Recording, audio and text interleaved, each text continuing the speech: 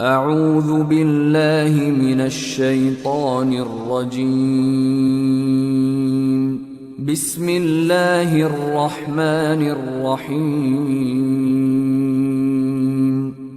إن ربكم الله الذي خلق السماوات والأرض في 6 أيام ثم استوى